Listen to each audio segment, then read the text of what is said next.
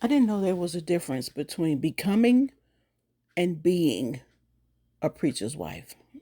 I learned it wasn't easy. Becoming a preacher's wife sounded more like I was going to get instructions, and being a preacher's wife sounded like I was supposed to already know what to do and just start doing it. It didn't work out like that in the beginning. It did not work out like that. Being and becoming was a struggle. I felt like I had no autonomy. Is being told how to do it, what to do it, when to do it, and didn't realize that I could set the pace. I can set the rules. I can teach others how to treat me as a preacher's wife. Not what they expected, not what they wanted. And when I became a preacher's wife, I start being the preacher's wife. And I was called the new millennial preacher's wife because I just not wanted, couldn't, just couldn't fit the mold that they were trying to put me in. And I realized that if I didn't do anything about it, that I was going to be stuck in this picture frame glass. Don't even ask me what else it could have been. Just a big picture frame that had the glass over it on a shelf with the little gold stand. And that's all she wrote. That was it. The examples I had to follow were so confusing because this one said that, that one said this.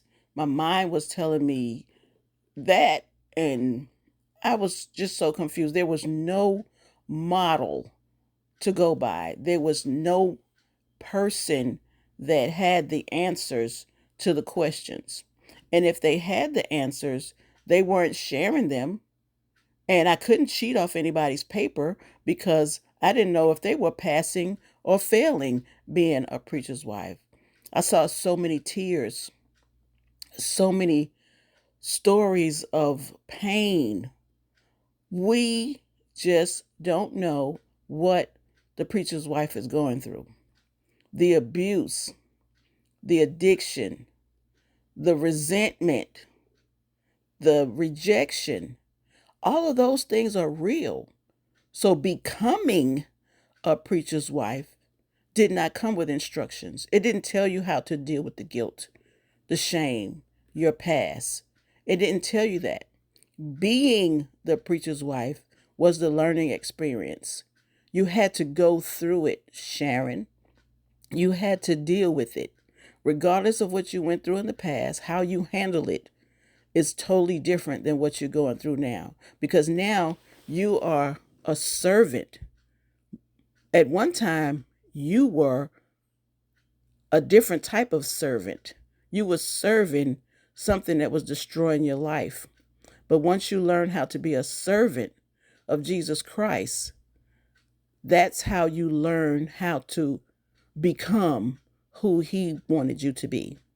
He chose the path, He chose the design. I just had to understand the purpose of being a preacher's wife. And once I understood the purpose of it, I realized it had nothing to do with what I wore. It had nothing to do how the size of the church. It had nothing to do with how well my my husband preached, how well he was accepted into the church. It didn't even matter how the women were treating him or me. What mattered was how I was treating my relationship with God. And once I realized that my relationship with God was more important than becoming the preacher's wife, it was more about being a Christian woman, serving the Lord, supporting my husband in the ministry, and taking care of my family. And in that process, there was time for me. At one time, the people pleasing, trying to do this, that for everybody else and no autonomy, I learned that I had a say so in how I reacted, responded, received, reciprocated, all those things. I learned through prayer. Once I realized how important prayer was in my life, that changed the whole scene. Yes, I remember the streets.